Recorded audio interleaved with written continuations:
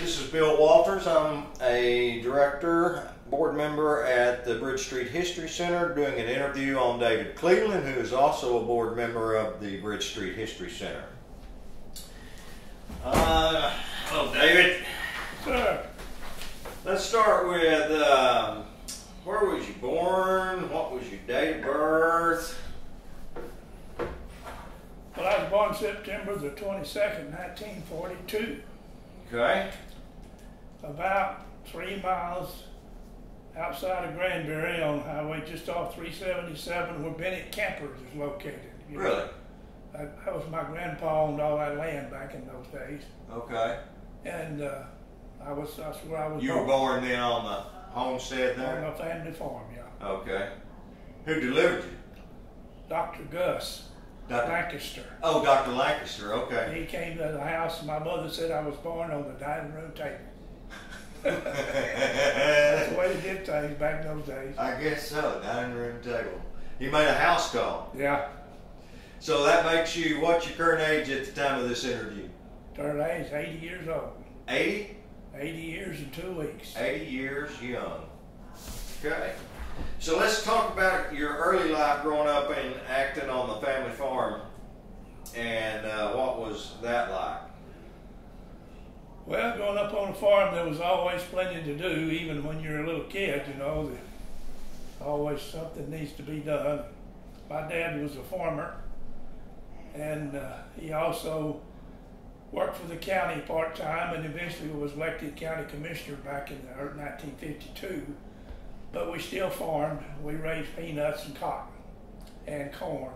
So he was a county commissioner in 52. From 52. And then you were a county commissioner in? From 1985 to 1996. So it runs in the family. So he served till now. He served twice. Back in the 50s, there were 2-year terms. Okay. And he served till 58. And then he ran again in 1964 and was elected and kept it till 72. Okay. And so. Very good. Well, let's talk then about your early schooling. So you said you started in the acting schools at age 5? Yeah, I was 1948. I was 5 years old, the 1st of September. My birthday was the 22nd of September, so I was still 5 years old, and they wouldn't let me come to school in Granbury. So I started at Acton. Acton had a school right across from the Acton Baptist Church. And there were 8 grades, 2 teachers. Each teacher had 4 grades, 2-room schoolhouse, and that's where I started school. So how big was your class? 4 of us. Me and 3 girls. Do you remember the names of your teachers? My first teacher was Mary Stewart, and my second teacher was Thomas, Callie Thomas. Callie Thomas? Yeah. She was my first grade teacher. She taught me the 2nd, 3rd, and 4th grade. Gosh almighty, she taught no telling how many years. Taught my kids too. Of course, they're a little older than you, I think. Right. What was your best subject as a student? Well, I was always good in arithmetic. And math? Yeah. Okay. Was that your favorite subject? No, not really. I liked history better than any of them. Oh, really? Yeah. Is that how you kind of got drawn to the History Center? Yeah. Okay. And so in school you played organized sports, that's correct? Well, we didn't have much in sports at Acton. We had a basketball team when I was in the 6th grade. And we didn't have a coach or anything like that, but somebody entered us in a tournament over at Godley. I never played inside. Now, we had an outside court, and we had to play the girls to have enough to have 2 teams. But we went over to Godley and played in this tournament. We got beat 48-2. Never played another one. 48-2. One of our guys made 2 free shots, and that was all the scores we got. That was it? That was it. Now, so that was when you were in acting, Yeah. which you only went through... I went through the 6th grade. 6th grade. So then you moved to Granbury in the 7th grade, and then you played organized sports? I played football in junior high school. Okay. And come out for football when I was a freshman in high school. But we had to stay after school, you know, to practice. Uh-huh. I come home one day and my dad said, "Where you been?" I said, "Well, I had to stay after school for football practice." He said, "That won't work." So I quit football. You quit football? Yeah. Oh my goodness. And never played again? No. See, who was your coach? You remember who was coaching at that time? Weldon Moody. Weldon Moody. And Really? A guy named Lisenby. Coach Lisenby. Okay. Okay, so let's talk about the growing up on the farm, the logistical details of that. How did you? What did you tell me that you inherited 100 acres? Is it? My dad bought part of the original family farm from his dad. It was 100 acres. Okay. My great-grandfather came to Texas from South Carolina in 1870, and he bought about 500 acres, which went from where I live all the way to where the railroad tracks are now, and in toward Granbury up to where Bennett Campers is. The railroad tracks. Yeah. You know, behind where you go across there by HEB. Oh, okay, okay. The railroad tracks are over there behind the Luton's house. You know? Uh-huh. Well, it went all the way over there. Oh, wow. Yeah. Okay. And then came down the railroad tracks, just about where Bennett Camper is, and then came over, took in where 377 is, and back toward me. And 377 was there? It wasn't there, no. Oh. Highway 10, the old highway. The old highway. Then back when he bought it. Okay. Yeah.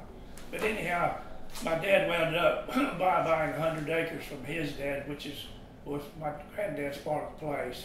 And then my dad bought it from him in 1942 for $50 an acre. Wow. And we moved there right after I was born. We moved over there on that one, and I still live there now. To where you are currently. Yeah. Okay. All right. So, so that's 100 acres? No, 500 acres went all the way over. Yeah. So the other then. The other part of the family, my grandfather had 5 kids, and each one of them got 100 acres. And my so, great-grandfather. Okay, and so are they still here? No, it's all been sold. I have one cousin that still has a portion of their old home place. Lives across the pasture from me. Okay. But the rest of it is where all the businesses are down 377 there, from where you turn to go to Acton back this way. Right. On both sides of the road, he owned all that down through there. Okay. And then that was all sold off by the other heirs. It's all been sold. Yeah. Okay. So then 100 acres. Gosh, your closest neighbor was 100 acres away. And so who were your neighbors at that time? Well, Mr. Harris's, Johnny Tom Harris's mother and father. Frank and Tank. And Tank. And they're across this one on the west side of me, and the Prices, Barbara Price, you remember where Dean Williams, you remember them? Are you talking about Larry Price's mother and dad? Yeah. Okay. They lived on the east side of me. Okay. And the rest of that's the closest neighbors we had. Did y'all visit with them? Yeah. Okay. Yeah.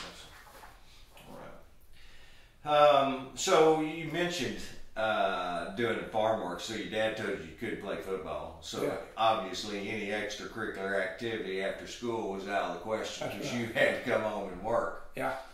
So what was it like well, let me back up here just a second. Siblings. I had one sister. You had one sister? She was 10 years older than me. Okay. She graduated from high school about the time I started the school.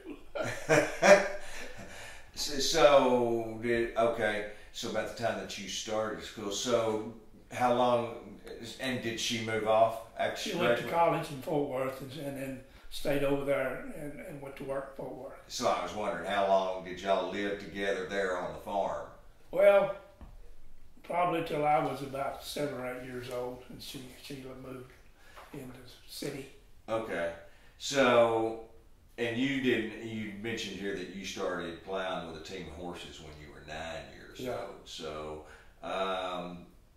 did she have to do any? She farmed just like everybody else. Really? I used to go down and she'd be up plowing peanuts with a horse. Really? And I'd get on, she'd have a plow you could ride on. cultivator. And I'd get on there with her and ride while she plowed, visit, you know. I was 4 or 5 years old. I can just barely remember it. But you can remember that she actually had to plow, though. Mother worked in the fields, and everybody worked. And so did you, did you barter or sell your, or did you not just keep what you farmed and cattle and such? We had a cash crop, which was cotton for a while, then it was peanuts was our cash crop. That's what we sold. All the grain we raised, like maize and corn, we kept it to feed the farm animals. Okay. But the cotton and peanuts were a cash crop. And so, okay, but did cash crop necessarily mean cash money, or did you barter? Is kind of what I'm asking. We would sell take our cotton back in the early days. There wasn't a gin in Granbury. We had to take it to Godly. Oh. And they would gin it there at Godly, then they would write you a check for it when they weighed it. And then we brought our peanuts to Granbury. There would be a buyer here in Granbury that would buy them, and they graded your peanuts. And the higher the quality peanuts, the higher the grade, the more money you got. But well, what qualified as a better peanut? Larger?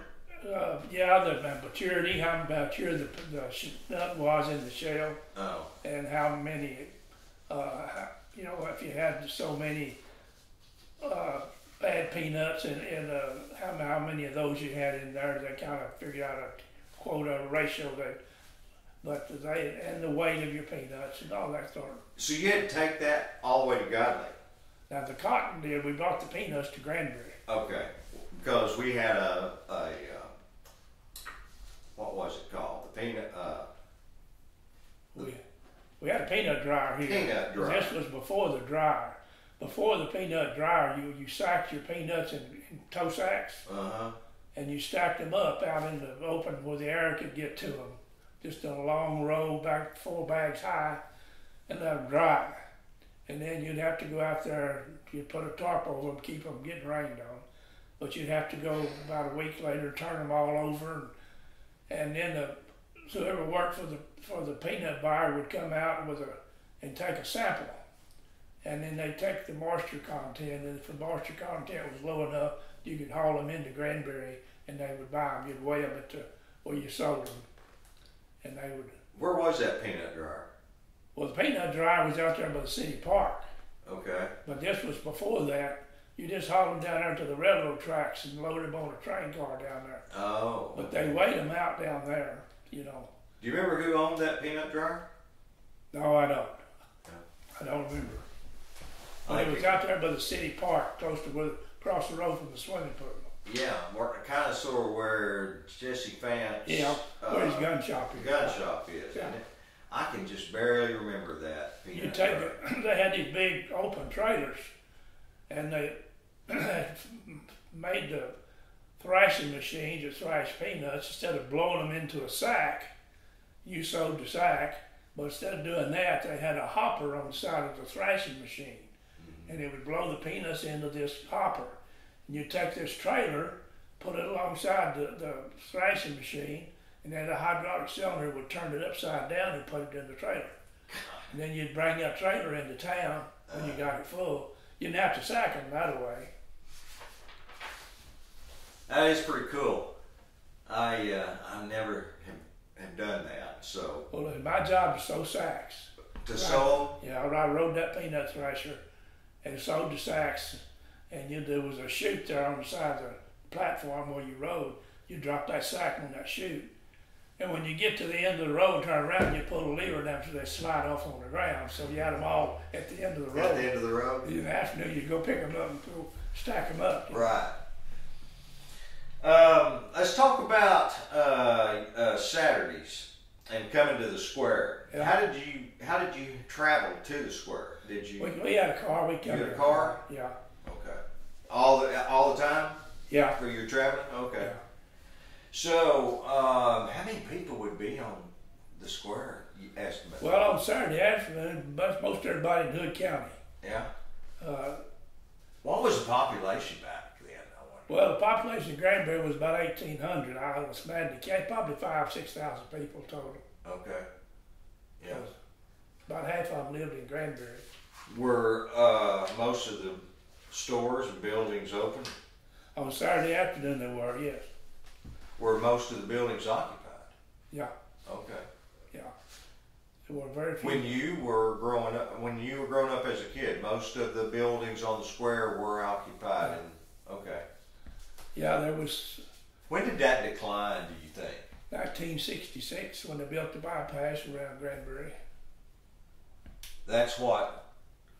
That's when it really got bad. Of the square. Yeah. It began to decline before that. I don't really know why, unless people were moving away from the farm, moving into town. But there were several vacant buildings around the square back when I was in high school. And me, when I was in high school, I can remember it. But when they built the bypass in '60, I believe it was '66, it really did hurt Granbury. Yeah. And then when they started the restoration of Granbury, they kind of brought it back, and then they finished bringing it back. Yeah. How did you and your family celebrate Christmas when y'all were on the farm? Well, just like most folks, we had a Christmas tree, and my mother and dad would buy the Christmas presents and hide them, and I'd find them, you know, and like most kids. By the time I got old enough to really remember things, it was just me and my mother and dad at the home, you know, at Christmas. But on Christmas Day, we'd go to my grandmother's house, and then we'd all meet there and have Christmas there. And then both my grandparents lived in Acton, both sets of grandparents. Okay. And so we'd make both of them on Christmas Day. So did you have a real big family? Well, my dad had a big family, but my mother just had a brother and a sister. Okay. On her side, of course, I had one sister. And on my mother's side, there was 4 kids, 4 grandkids. Mm-hmm. On my dad's side, there was probably 25, 30 grandkids. Oh gosh. And, So did y'all all get together then, like for Thanksgiving and Christmas, or those Christmas occasions? we did, yeah, usually Christmas. Yeah. Yeah. And it was there in Acton? Yeah.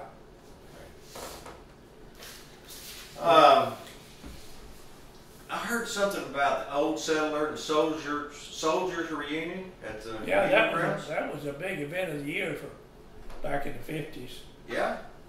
Yeah. Well, what was entailed with that? Where was that? Well, it was up on where the livestock center, you know, right, the barn is up there. Mm-hmm. That was the reunion grounds.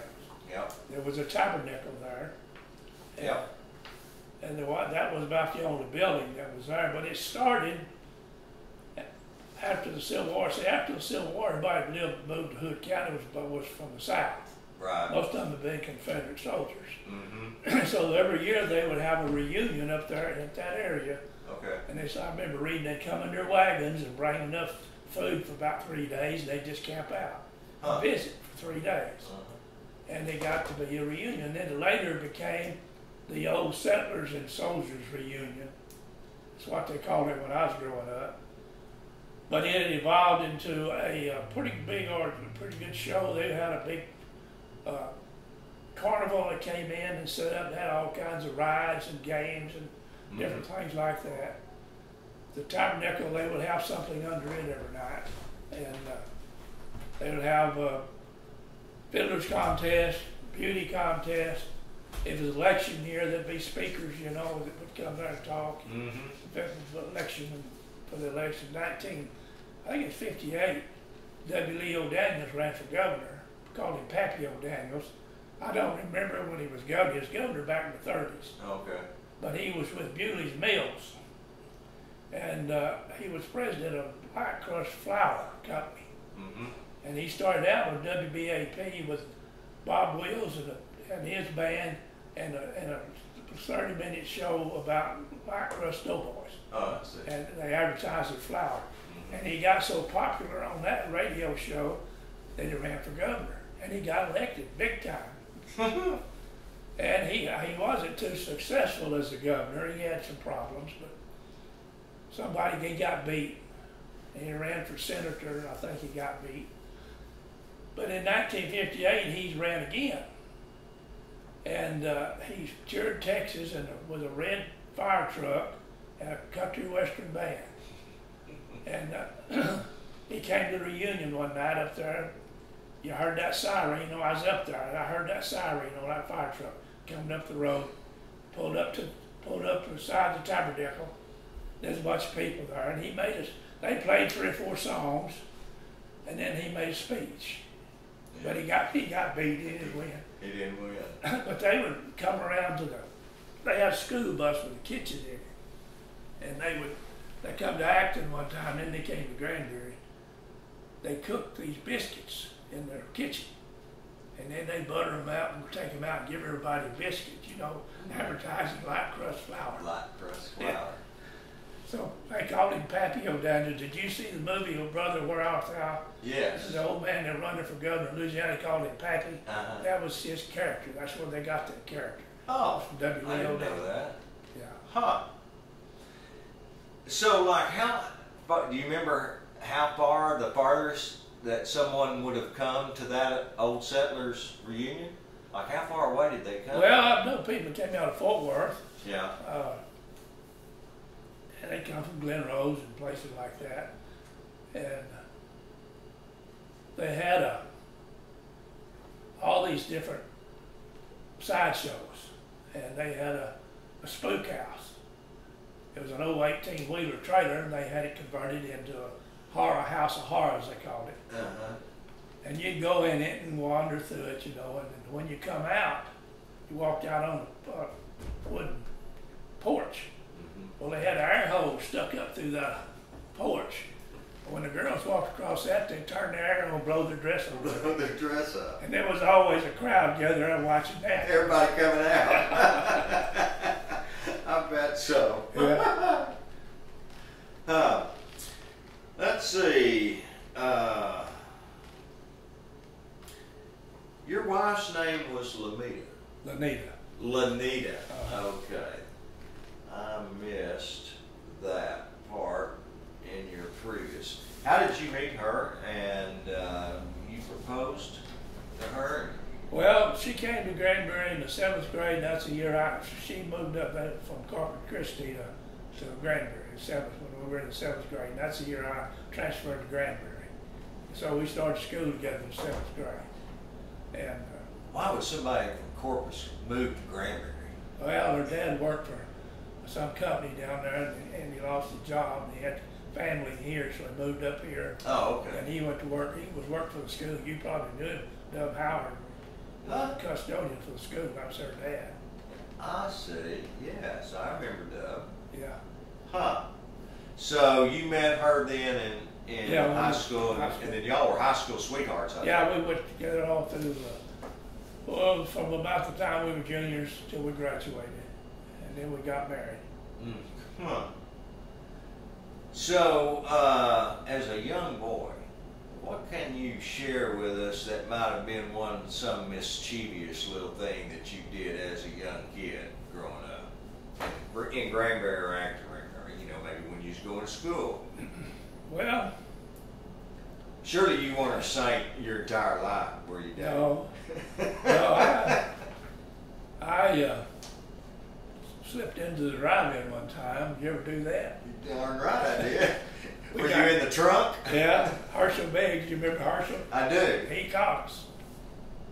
Going to put us in jail and he was really read us a riot act. Now, is this the drive-in theater out here in Granbury? Yeah. Oh, okay. And we talked to the lady that run it. She let us pay her fire, and that was all of it, What was her name? Do you remember? No, their last name was Keith. Well, yeah, the Keiths. But I don't remember her. After that, it was Johnson, wasn't it? I think so, yeah. After the Keiths. Yeah. I don't remember their first name. The Keiths built the drive-in in 1952. And, gosh, was that, did you witness that? Yeah. How big of an undertaking was that? Well, it's pretty good size, no, we never had a drive-in before. And the only one I'd ever been to was one in Weatherford, so I went up there one time, went to a drive-in. But when they got it built, they had first show they had was a free show for anybody who wanted to come. No charge. So we all got to go to watch the drive-in, the movie.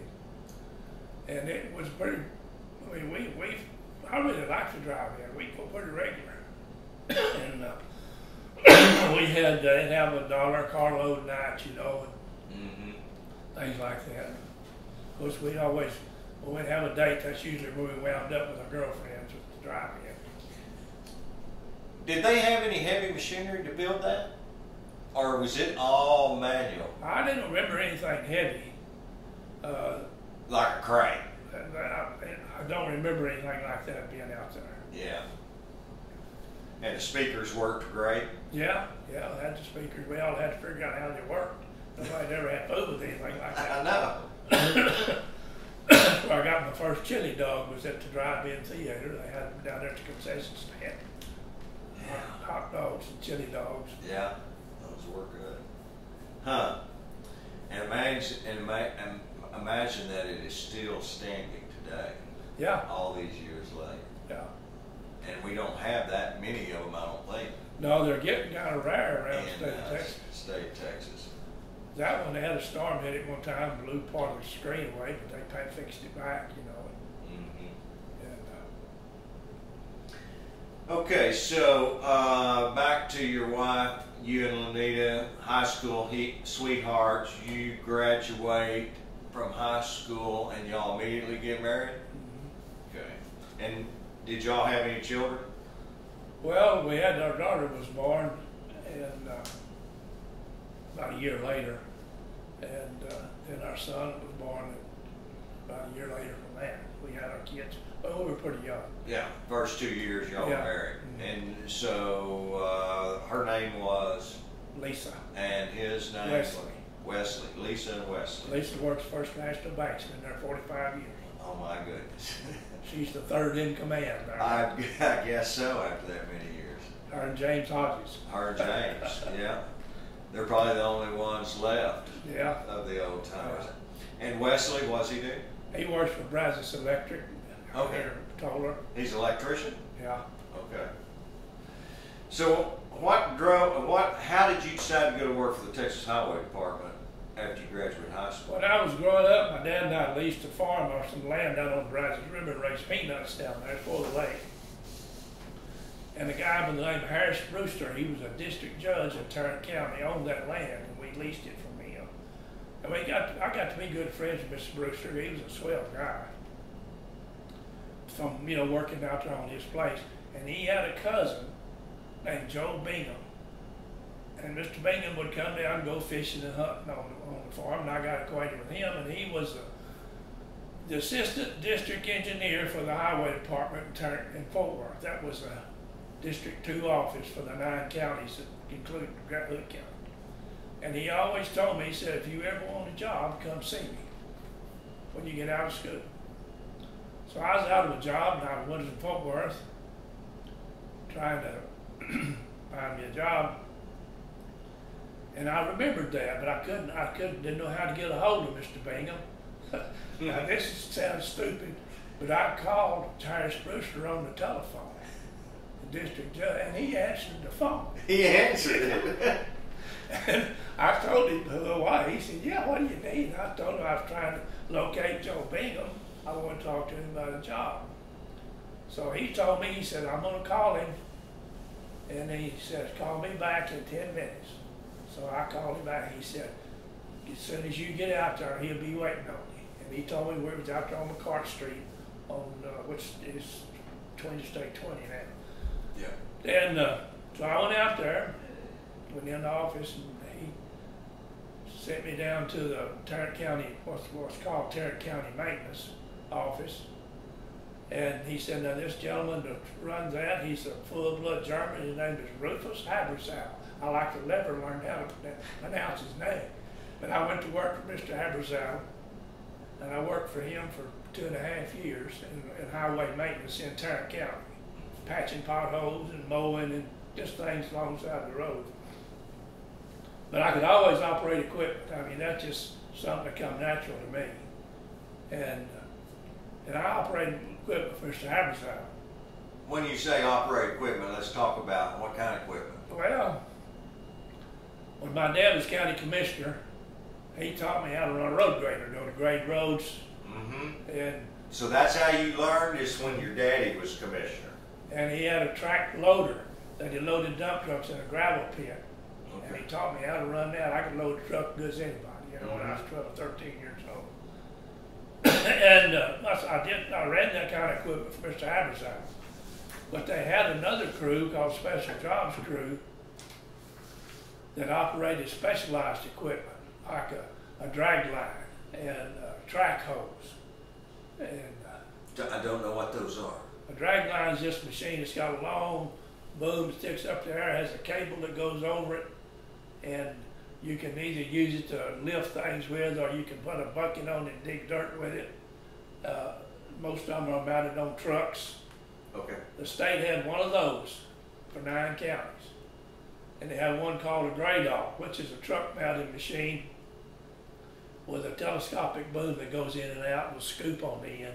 You do drainage work with it. They had one of those. And they had a bulldozer. And the operators were getting old, and they were looking for somebody to put on each one of these machines to learn how to run.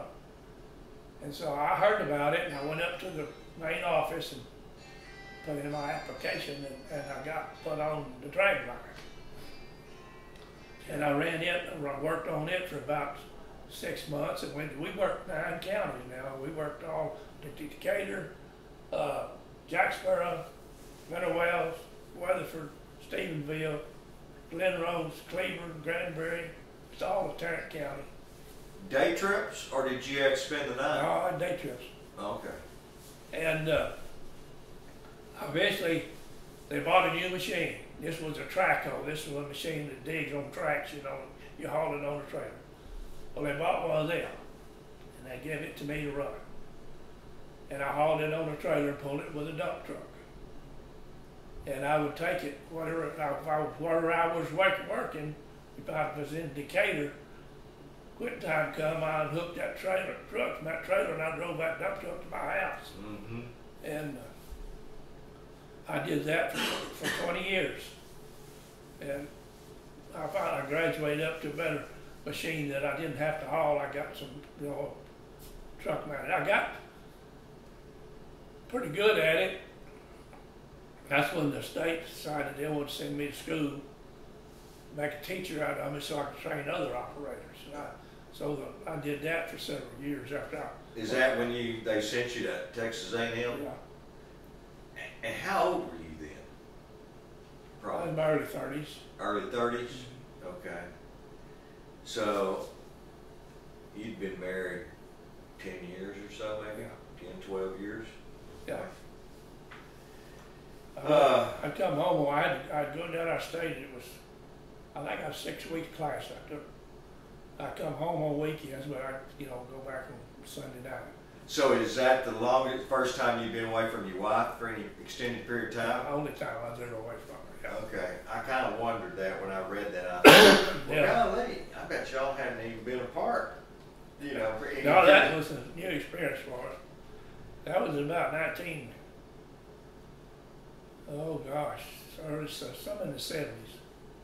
But we had the kids my kids were a pretty good size. And so I wasn't worried. I didn't worry about them when I was away from them because I knew that's in good hands. Right. But when I got through that class, it was they have a heavy equipment school at Texas A&M as part of the extension service down there. Mm-hmm. They have these guys. That's all they do. They go all over Texas teaching equipment operators, and they have a area down there. I did this when I was there. They had a big work area with all this equipment in a classroom, and we went out there and spent all time on this equipment. We'd get assigned a particular machine to go operate that all day, and then we'd have the instructor be there with us. And was it an actual job, or is it just an empty field over It was here? just Now an go empty grade field. this. It was just an empty field. Now, we did go out on the state highway there in College Station and do a big drainage operation for them. We took their equipment out and worked on the state highway. Okay. But after we got through with that, we went to a instructor training, got certified to be instructors, and then there was like 40 of us from the state of Texas, and it's all over the state. Mm-hmm. And we came back and I set up schools. I come to each one of these counties that I worked for and taught a class. How long was the class? About 3 days. Oh, 3 days? Yeah. And it was once again classroom hands-on type thing? Or Yeah, it was the operation, maintenance, and safety on heavy equipment. Okay. We taught them how to maintain their equipment. And you were a traveling teacher, right? yeah, right. So you just went to like their operations I building? come to Granbury down the Glen Rose Highway. When I had a highway department office here. Yeah. And I had a class there. Okay. Glen Rose, and I went to all of them. Same thing. Yeah. Okay. We would go out and I would show them how to have a piece of equipment brought in, and I would show them what to check on it, how to check it, when to check it. You know, just like, kind of a hands-on type deal there. But as far as operating the machines, I didn't do much training here. They sent me I went to San Angelo and trained some operators down there. I went to Abilene and trained some, just wherever they needed me. Mm-hmm. But, and everybody passed, didn't it? yeah, everybody passed. I mean, it wasn't like you had couldn't hardly fail. From something like that, right? Yeah. I did that until I got the hankering to want to be county commissioner, and that's when I left and ran for county commissioner.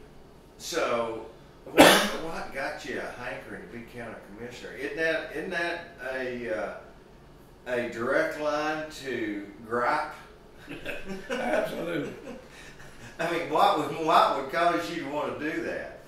Well, I wasn't happy with the county commissioner we had. Oh. Who was that county commissioner? He was a pretty nice guy. Bill Shylock was his name. He was the first Republican elected in Hood County since Reconstruction. Okay. He lived in Dakota. Okay. He didn't like the job. He hated it. And I had several visits with him. He and I didn't get along very well. Mm-hmm. But he talked his next door neighbor into running in his place. He didn't want to run again. I can't remember his name. He was a real nice guy. And I knew him. I knew him before we ran against each other. I was acquainted with him. Mm-hmm. But I ran against this guy, and I beat him by 85 votes. 85. Yeah. Was that a lot or no? Not? That was out of about 3,000 votes. Okay. I did better after that. Right. But that was a close one. Yeah. But it was a pretty easy job for the road. The county commissioner then was in charge of the county roads. They don't do that way anymore. They don't take care of roads. They got an engineer that does that, or hired help to do that. Mm-hmm. But that was easy for me, and there were some problems that needed to be solved. Dakota, for instance, put in a back gate onto the active school road. Right. I don't know how they kept killing them kids when they unload them for school, because then people have been coming out of Dakota and them kids was trying to get across the driveway. I went to the superintendent down there and talked to him at active school. This is when I was commissioner, and told him, I said, we got to do something. So I built James Road. Let the traffic come around from the school. Then I made that school road a one-way street in the morning and in the afternoon. And then you couldn't drive through. You could go in there and pick up the kids and drive out, but you only go one way. And that made it a whole lot safer. And everybody thought that was a great idea after I got it done. Well, gosh, if you're responsible for all the roads in Hood County, that Just was precinct 3. Huh? Oh, Yeah. just precinct 3? I had 100 miles of road. Gosh, 100 miles. It looks like you'd be constantly repairing roads all the time. Yeah, yeah. So did you have a crew? I had a Or crew. were you actually? I had a crew. Okay. So And I'd meet with my road crew and every morning at 7 o'clock. They went to work at 7, and I'd meet with them before 7. We planned the day. And I might take them out and show them some of the things I wanted them to do. I had a foreman. yeah. And then I come to the courthouse and stay till after lunch, and I go back out and check on my road crew. What's the hardest or toughest job you had? On the roads? Well, I mean, did you have like washouts from flood rains and? yeah, we had, when I got elected, it was Massey Road, and I had to name all the roads too. What do you mean? For the 911 addressing, all the county roads had numbers. The Council of Government in Arlington were the ones that administered the 911 addressing, and they told us, you cannot use numbers because they're too confusing in a case of an emergency. Use names for roads. Huh. So that's how I got the job of doing 911. I was trying to work with the Council of Government. Okay. But anyhow, Yeah, we'll come back to that. out there on Massey Road, if you're familiar with it, it goes all the way to Johnson County. About the last 4 miles of that road was pretty hilly, going up and down hills. There was only 3 people that lived out there. There were only 3 boats out there. So that was still an old gravel road. Right. And every time it rained, it washed away. And I was spending more money keeping that up than I was 15 or 20 miles of the rest of the roads. And so, That just little strip caused you more problems Yeah. than any other. so I just went out there and I got the landowners to give me some land. I set the fence back, made it wider so I could put a drainage ditch beside the road. And then I paved it everything and cut some of the They hills. gave you the land? Yeah, about 10 feet, 10, 12 feet. Okay. And they got a new fence, and they was happy. They were happy with that? Yeah. So, do you remember any other funny or strange stories regarding that you may have gotten of citizens complaining about road conditions? You must have gotten them all the Well, time. I got a lot of those. One I got you'll appreciate. I hope it's not from my family. Was on the board of the directors of the hospital when it was a county hospital. Uh-huh. This man come in my office one day. I may have told you this story. Mad, he was mad as he could be.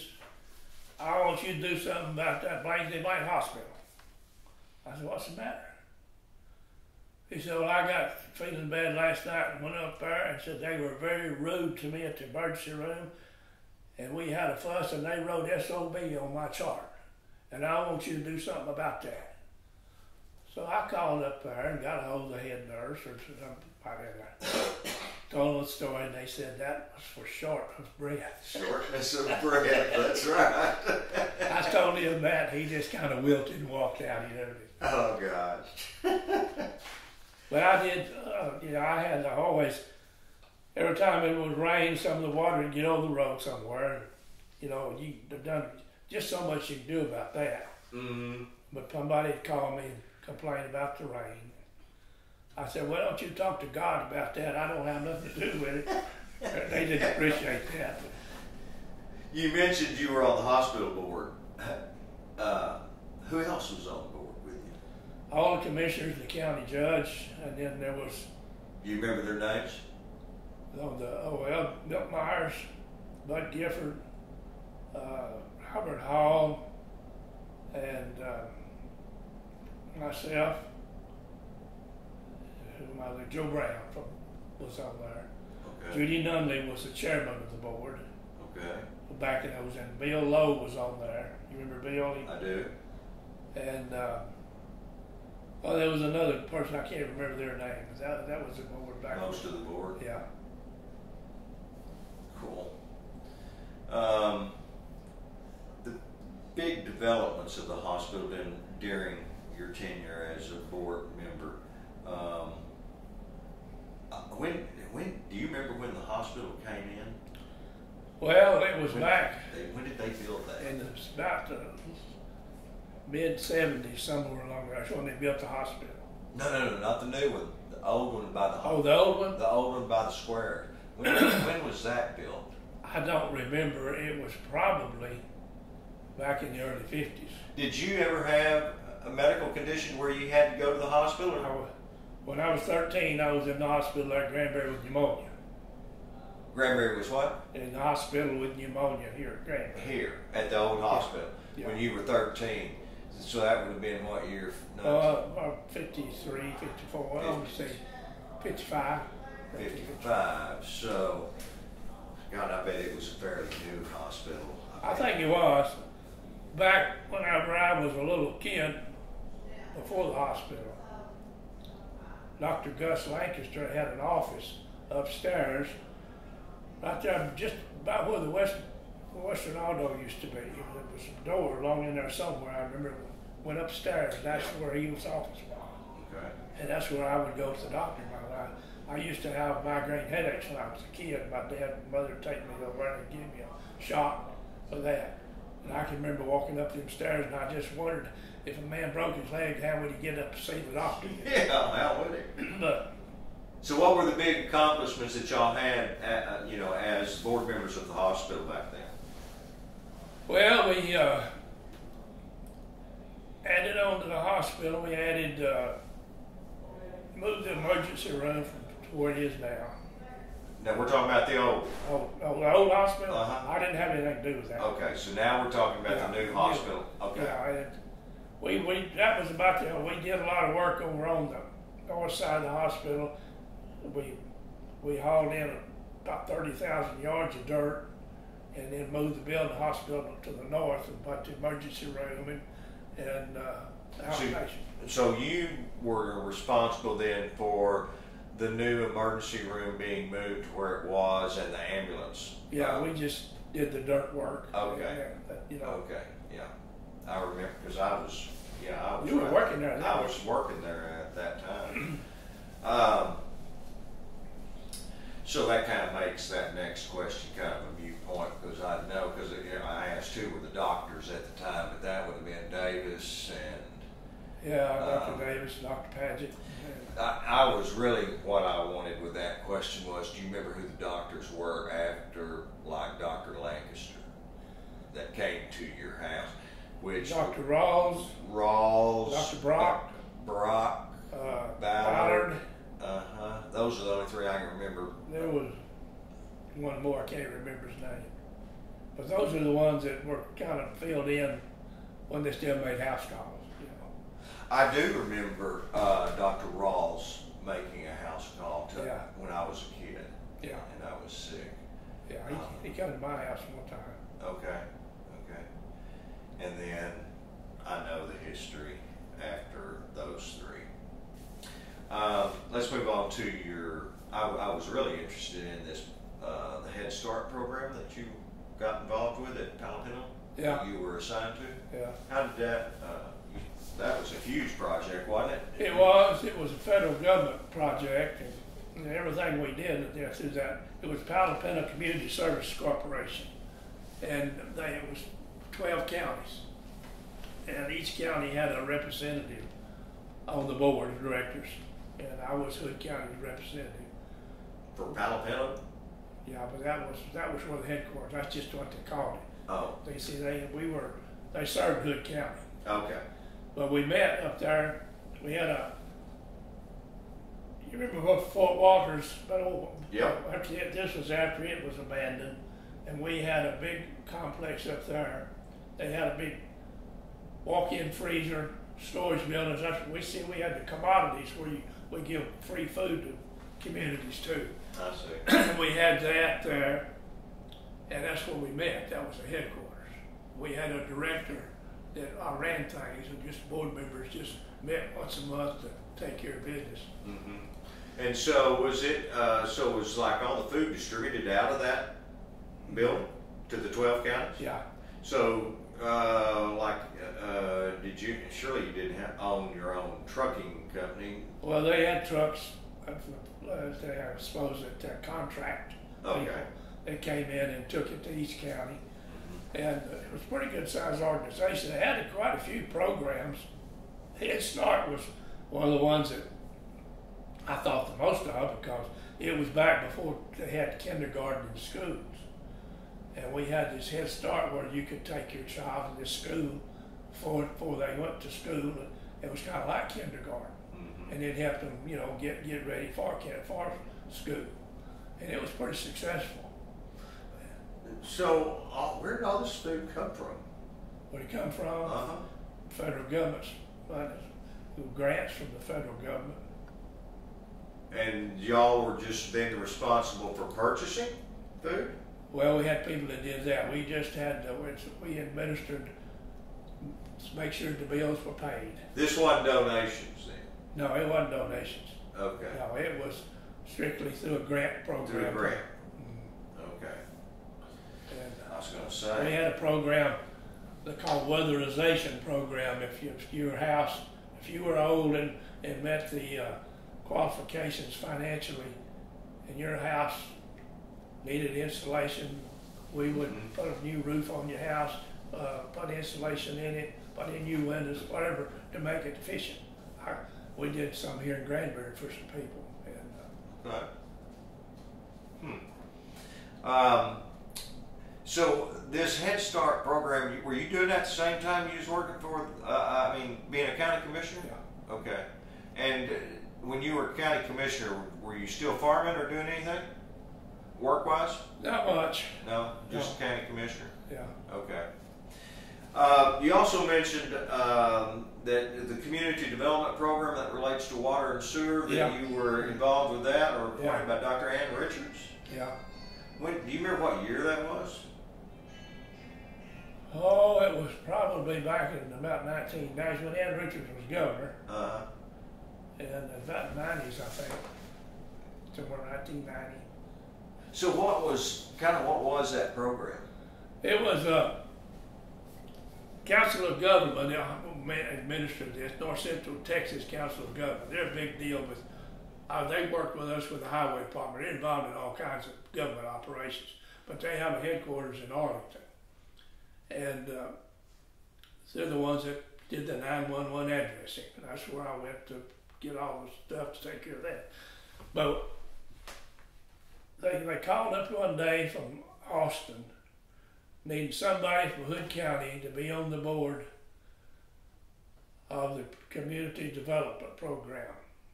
12 counties, this is also 12 counties. And you raised your hand? No, Bud Gifford raised my hand. Bud Gifford? Yeah, he recommended me. The next thing I know, I'm down there in Austin, meeting with Ann Richards, getting approved. She had to put her stamp of approval on all of us. And then it was, why it worked, any small community like Godley, Toller, Palo Pinto, little towns, could apply for grants for the community development. There are a lot of things you could apply for. You could apply for parks, recreation, fire trucks. But if you applied for a water or sewer, you automatically got 25 points. You were graded on a point system. Oh.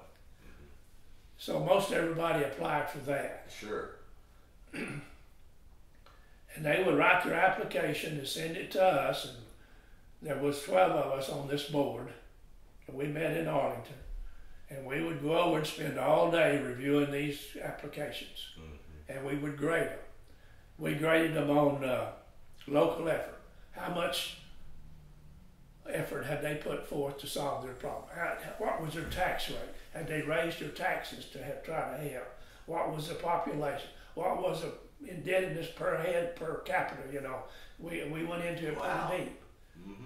And then they came in, we set a schedule, each one of these little towns would bring the city council, the mayor, and all the officials would come in and meet with us. Man, they'd bring us some, most of them would have a professional to make their application, to present their case. And we would ask them questions. And when we got through, we would grade them on what we thought, how bad the need was. They'd bring us a piece of pipe about that long, they'd cut off, pump full of rust. That was one of the main water lines for the water system, you know, things like that. Right. But we graded them on what we thought the need was, and we would have about $2 million to give out in grants, but then we'd have applications for $10 million. Oh, wow. So when we approved the grants, we sent them to Austin, and then Austin reviewed them, and if they approved them, then they got their money. I see. But that's how it worked. It was just to help in the communities. Was it like, you know, now that you describe that process, it makes it sound like it didn't happen quick No. for them to get their money for the water and sewer. But so did most people apply for water and sewer and a fire truck? Water and sewer and... Most of them just water and sewer. Just water and sewer. Yeah. Okay. Because they got those extra points. And How was it? What was it like meeting Ann Richards? well, we were all in this big room, and we all had to stand up and introduce ourselves to her. And she knew Ann Smith, that was our tax assessor collector. They were good friends. I had to talk to her about Ann Smith. She asked me about her.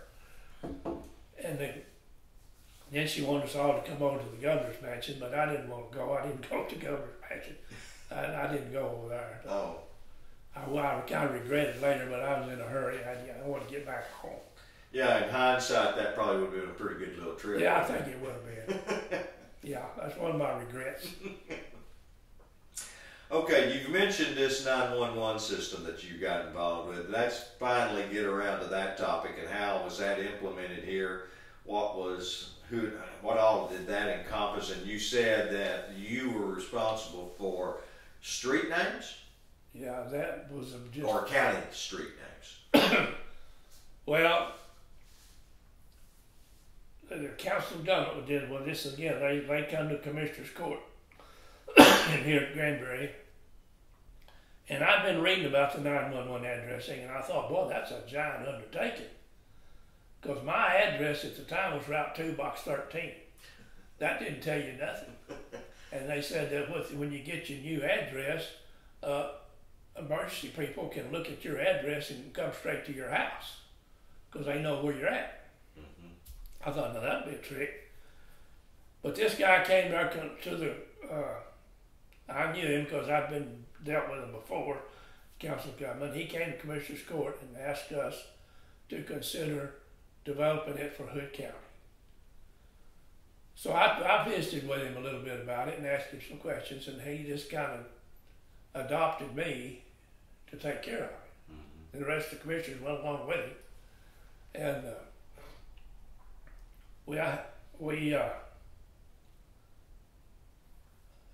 everybody had to have a numbered address. You couldn't have like in a subdivision. If you lived in a subdivision, most of them the address was the lot number.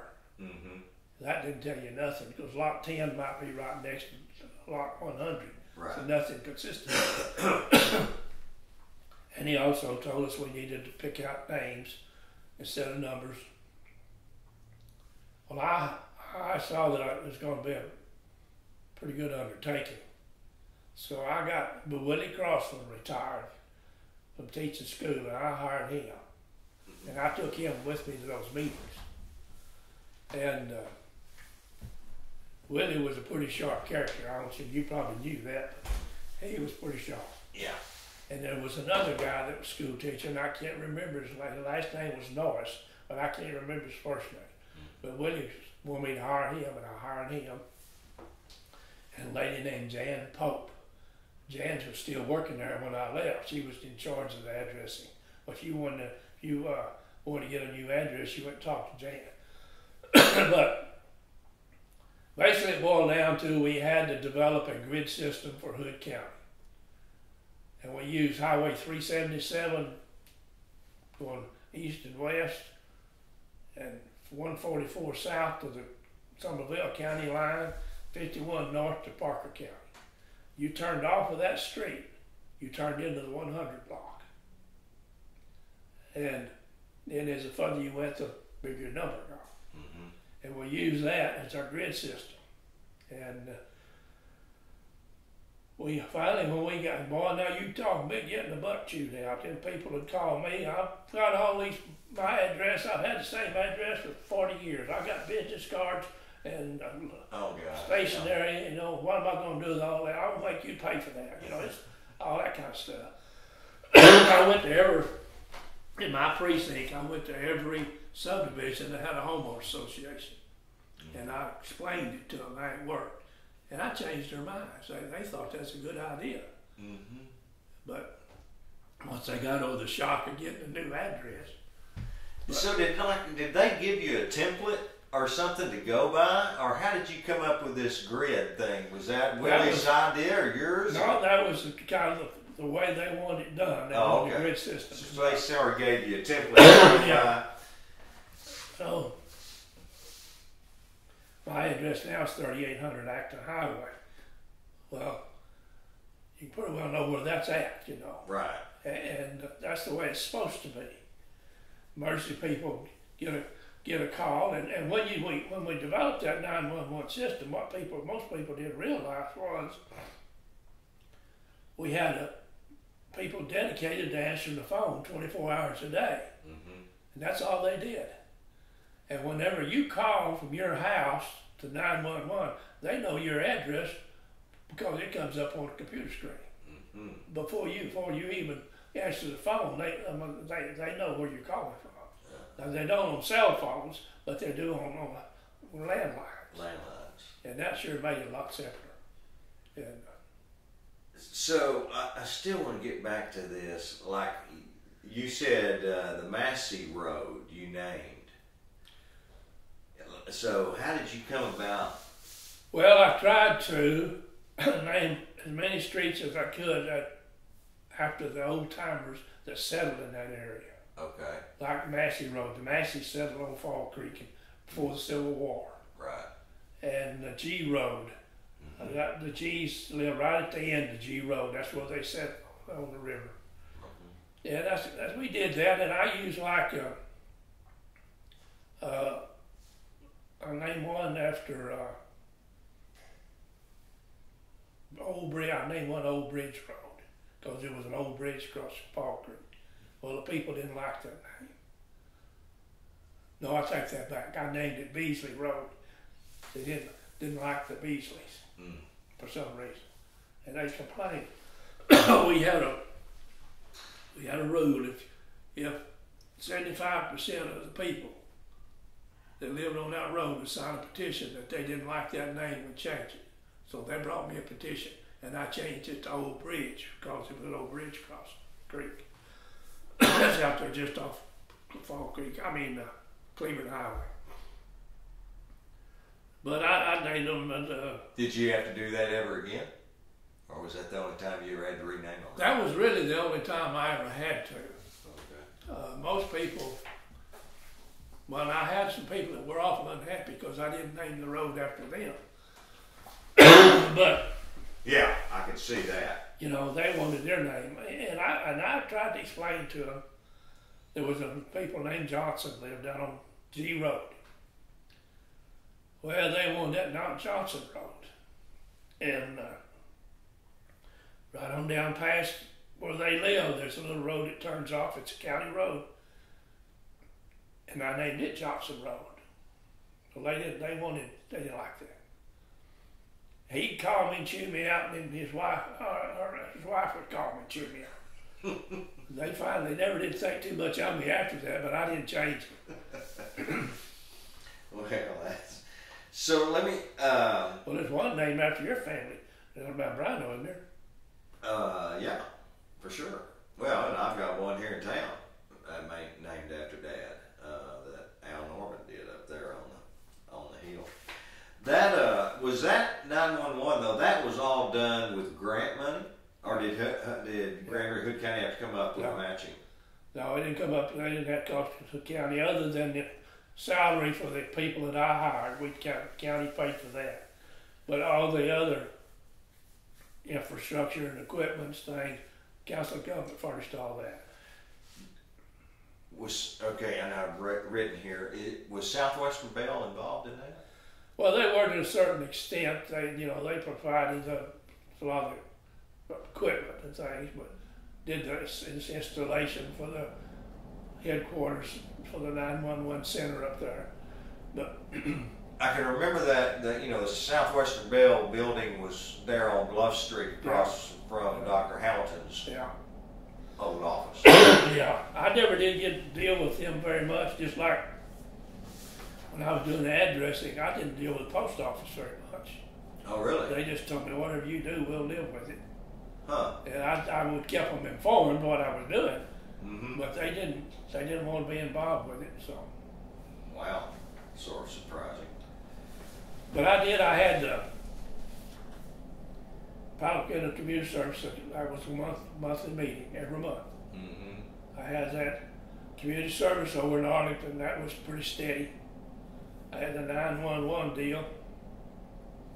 Head Start. And I put this on there. I got the grant money to bring the transit system to Hood County.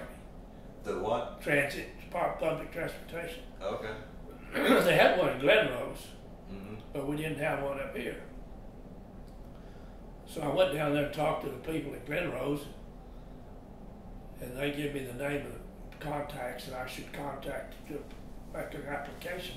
So I made an application, and I had to form a board of directors. I had, remember John McConnell that wrote for the Star Telegram? He was on the board. Yeah. I had Edmund Thomas's wife was on the board, Reba.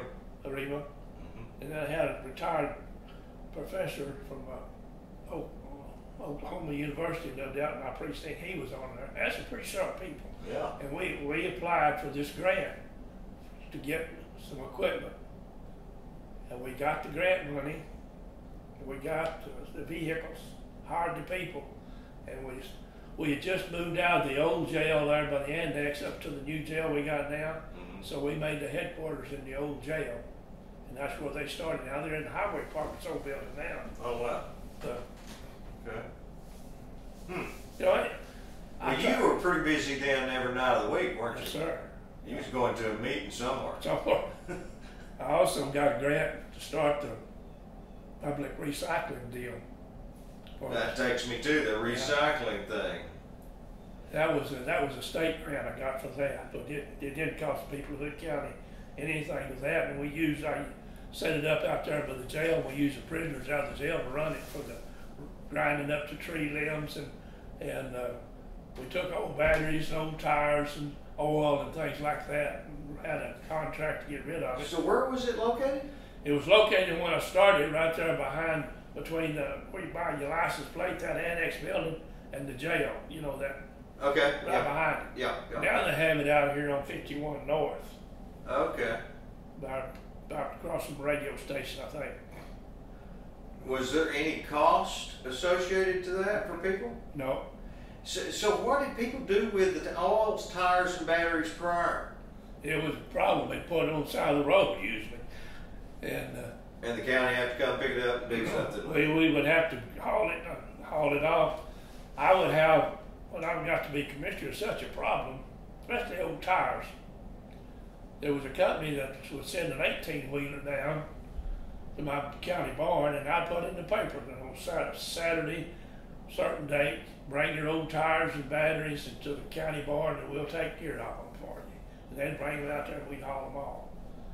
But it was a problem, even getting rid of trash, because we didn't have a landfill here. It's true. We did. We used to. Yeah, but after they closed it down, Yeah. then they put in that transfer station out there on 377 where you could take your stuff and it cost you. And I made a deal with them out there that, first Saturday of every month, the people could bring their trash out there and they would charge them half price. So that helped some. Mm-hmm. Because we were picking it up off the side of the road. Yeah. And God, I bet you that was just a huge amount. especially back out on Godly Road that goes back out toward Godly, when you get out there about the county line, people from Godly would bring their stuff out there and dump it over in Hood County. In Hood County, would take theirs right across and Yeah. dump it on the other side, on the godly side. I would dig through that stuff, and if I'd find the name, I'd file charges on it. Oh, really? Yeah. Uh-huh. I get the county attorney. Boy, you'd be surprised some of the stories I would hear. This one lady from Cordova, she dumped a bunch of trash out there on the Cleveland Highway. Well, she left her name and address in there, block letters, you know, things. Well, I filed charges on her. She called me. She said, well, my daughter was hauling out to Austin and it fell out of the truck. Is that right? What was the penalty for these sorts of cases? Well, it's justified. They got a fine. Yeah. No jail time. No jail time. It wasn't. It was just enough to get their attention. Right. And then help to stop it. Especially the people out of Godly. Now, I've got several of them, and word got out, and it quit. I mean, I didn't have that problem after that. No. It was a regular dump ground down there at Fall Creek, by the cemetery at Fall Creek. Mm-hmm. The old schoolhouse set over here. There were piles and piles of junk down there. And of course, that was property that belonged. The Masseys had donated that land for the school. Well, they claimed that land. Well, I went to Julian Massey, Mike's daddy, to ask him, could we put a fence up there? Hell no, we ain't putting no fence up out there. He didn't care what they did, you know. That was the way Julian was. Right. I didn't know him. I knew the boys. Well, my grandmother was a Massey. I knew it. I'm kin to all them Masseys. You know him well. I know him well, yeah. Uh-huh. I ran against Mike the first time I ran for office. Oh, really? Yeah, he was running, and I beat him. People didn't like Mike because he had this deal against A-Mud, you know. He worked really hard against A-Mud to keep them from putting that water system out there. And people didn't like him. Yeah, I can imagine. He was a good guy. There ain't nothing wrong with him. Yeah. Is that, so the recycling center is still working today out there on 377? Yeah. But yeah. Oh, 51. Oh, I mean 51, but you have to pay for it now. I don't think they charge anything now. I talked to a guy the other day, took some tree limbs out there. They said they didn't charge him anything. Okay. We've already covered talking about your children and such, and what they actually do. I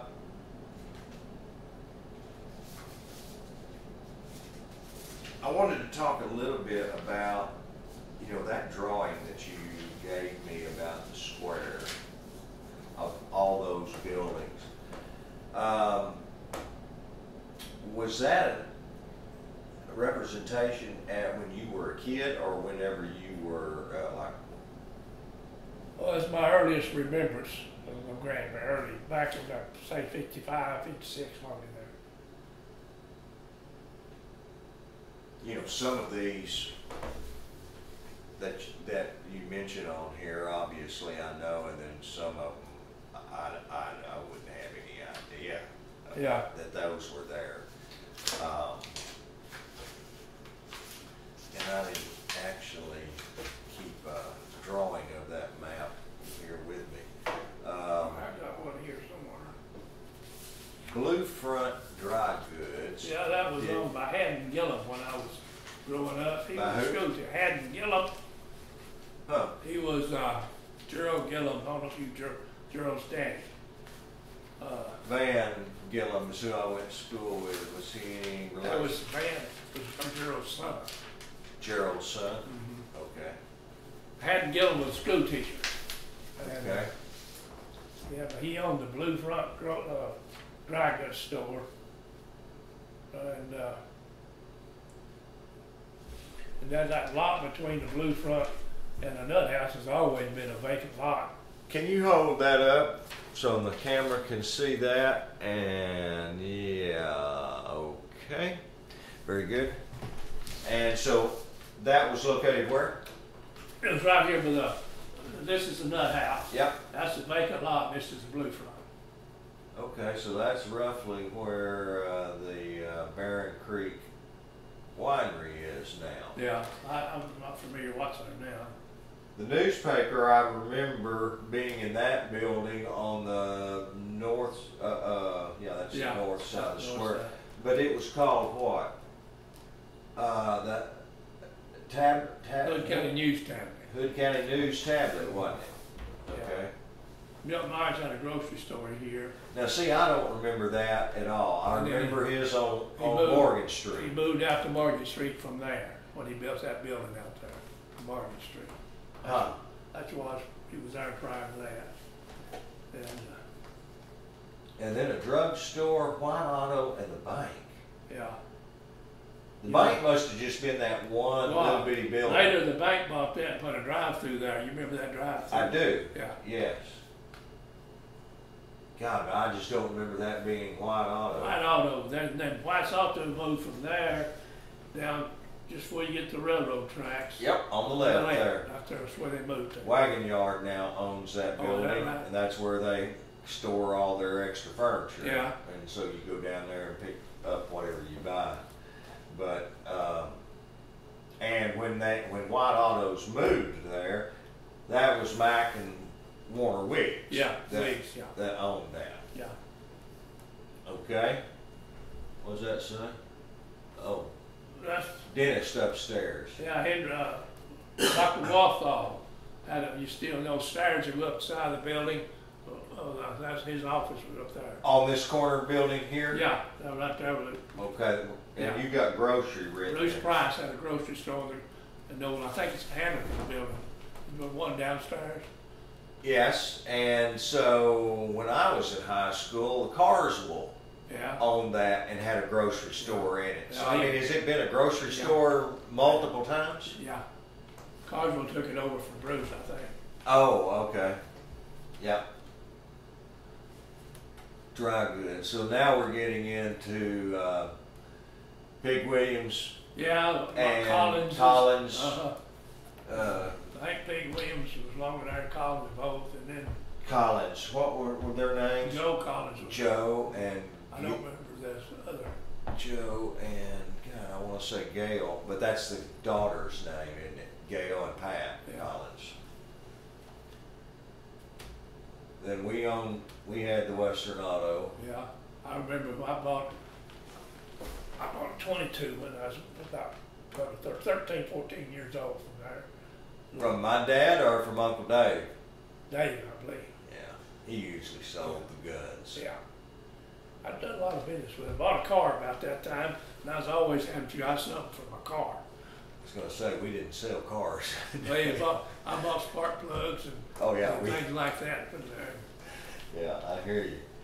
Okay, I want to get over to this other side over here because this relates to Dub's Place. Can you talk a little bit about Dub's Place, the tractor shop? I don't remember hardware at all. And this would have been Chevrolet. Durant's. Durham and Durant Chevrolet. Okay, so let's talk about those three that you remember. Well, Dub had a gas station there, sold gasoline. And he had a shop back in the back where two mechanics, Jones and Holly, worked for him for a long time doing automotive repair work. What were their names? Pat Jones and Frank Holly. Frank Holly. They had a business later. Jake owns the business now. That garage that Jake owns up there on Pearl Street. That's where Jones and Holly moved to when they left Dub Thomas. Yes. Okay. But he fixed flats, Dub did, and I told you this story. My dad, when I were over there one day at Dub's, and out here in the front of the place, there was an army, and had a Coke machine and a bench, and we'd had a flat on the tractor, and we brought it in. Dub was fixing it, and we were sitting there drinking a Coke on that bench, and the fire whistle went off. And the city hall then was right over there on the south of the square, Yep. So we walked out to see what the fire truck went. We stood there for about 10 minutes. Directly here, the fire come to the fire truck, and the fireman pushing it, wouldn't start. They got over about the courthouse, and we all run out there and got behind it. About the second time around the square, it started, and away they went. Oh, you mean he let the clutch out? Well, it just wouldn't. I guess it charged the battery up or something. Oh. It just wouldn't start, and it finally started. Oh my gosh. I thought you was going to say that they pushed it over to Dub's place so he could get it started for him. But, of course, Dub, Miss Thomas was married to Dub, you know, that was her school teacher. Callie? Callie. Okay, yeah, Callie and Dub. And Billy Joe was her son. Did you ever know Billy Joe, Scooter? No. That was their son. Okay. He's a little bit older than me. He worked there and helped his daddy. This was Mitchell and Tipton Tractor Shop. And God, that's nearly close to Mitchell and Truett. yeah. Is there any relation there to that story? No. No. Larry Tipton, you remember him? Larry Tipton, yeah. That was his dad. Mm-hmm. And then Roberta Mitchell, I lived with her now, but she married, yeah, I told her. And that was her dad. They run that tractor shop for 50 years there. Okay. And did you ever buy a tractor from? no, but I bought a lot of parts from Yeah. tractor parts. Yeah. And go in there and get advice on something, how to fix something. They were really pretty helpful. Huh. Yeah. So, as you moved down there to Durant Chevrolet, now what building would that actually be in today? Well, it's the last building before you get to that cafe that's on the corner. You know, where they got the... Dynamite Cunningham's? Well, Dynamite's old place, yeah. It's joined in. Well, that was the Panhandle. Yeah, see, it went all the way back, and then it come out on Pearl Street behind, in the back. They had a driveway back there in the back. Gosh, I just cannot imagine them having a display of cars. They didn't have much room. No. They had the car display on the front that faced the courthouse. They had enough room for 2 or 3 cars in there. Wow. Whenever I was a sophomore in high school, I believe, the Chevrolets, when the cars would come out in October of the year before, like October of '56 and '57's come out. Mm-hmm. Well, the '57 Chevrolets come out. And so one day I was in high school. Somebody said, 57's are at the Chevrolet house. Let's go down there. So we all come down here at lunch to see the 57. Boy, I thought that's the prettiest thing I ever saw. I had to have one. Yeah. So I got one when I was 60 years old. Is that when you got one finally? They sold for $2,500 due. I paid $12,000 for mine. Oh my gosh. But I got it insured for 40 now. But yeah. I was going to say that was my last question was going to be about that 57 Chevy that you got, and you know, how did you come about that and so forth? I did built a subdivision out there at Bluffdale called Mountain Lakes.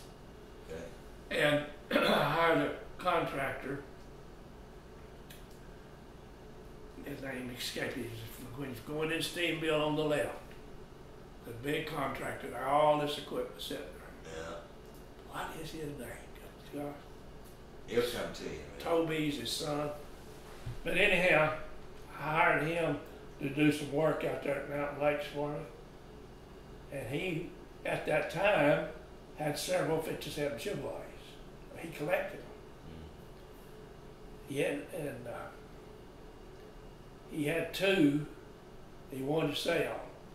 Both of them were red and white. Both of them were Bel Airs. Both of them were hard tops. One was a 2-door and one was a 4-door.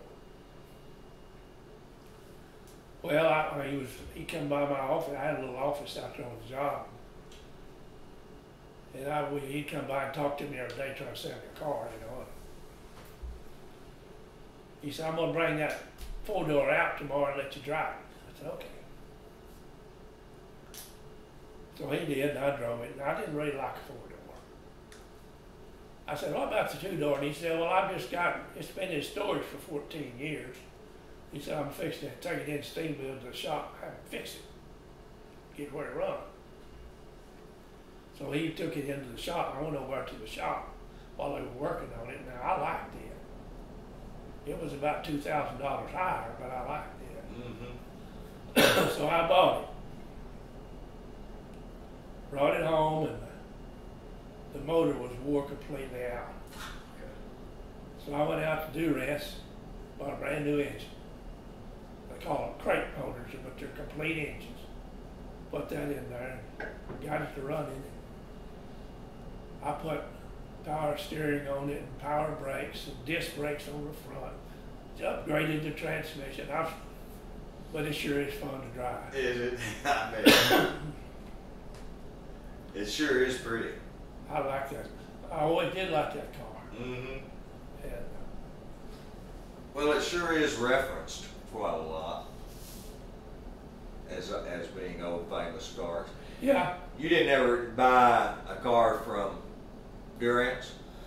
No, my dad bought the only new pickup he ever bought from Durham. That owned it for Durance. R.E. R.E. Durham, yes. 1955 Chevrolet pickup.